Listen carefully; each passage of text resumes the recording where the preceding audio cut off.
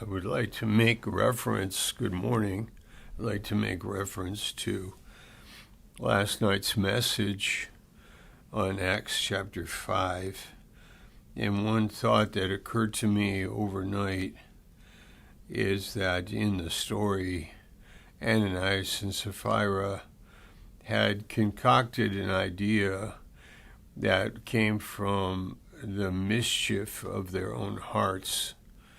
That they had imagined something that wasn't really said by God or the apostles regarding their money, the sale of their property.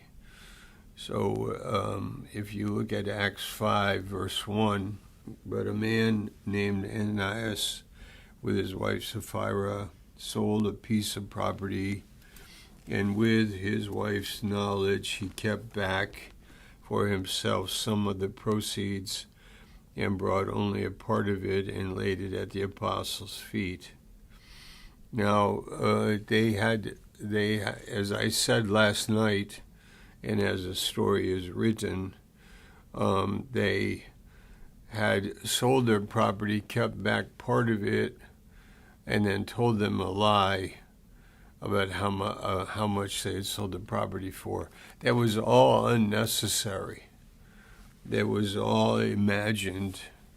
That was all something they had subjectively invented in their minds regarding their behavior, regarding their profile. They were very sensitive. It looks like how people perceive them.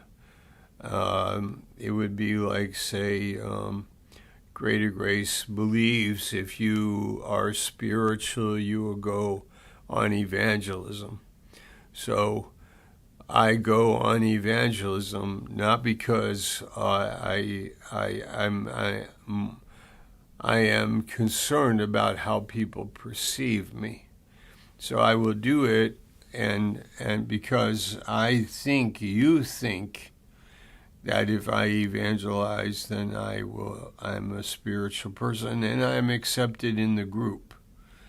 But that's invented in my mind, because in the ministry we don't think that way. We rather would evangelize out of a pure heart because we are excited about our faith and we want to share our faith, and because we're taught to do it.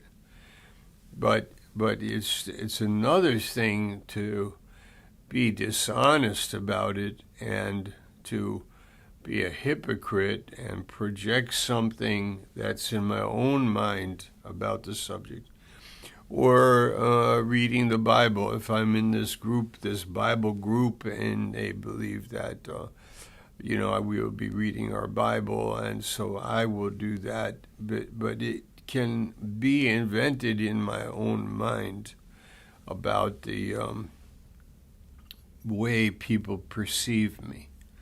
So this is an interesting point. I think that happens to us.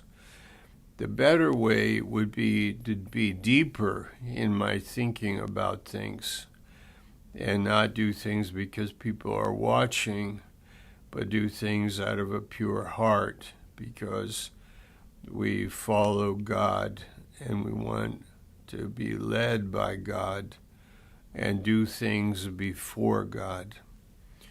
The last thing I want to mention here is that the penalty was severe. What had happened, they died, but it produced fear. And the fear of God is something we should recognize in its importance. The fear of God is the beginning of wisdom and understanding things in the right way. And we have a lot of room to be wrong and a lot of room to misunderstand things. But the fear of God and respecting God is the beginning of the wisdom. And this story, I think, has a lot of meaning in it and is very relevant in life that we wouldn't just put things on autopilot and then invent in our own minds how things should be and how I should behave and what I should say. But it would be beautiful if we could be before God and ask Him to fill us with His Spirit and be very objective and wise, and pray for that to happen in life. Amen. God bless you.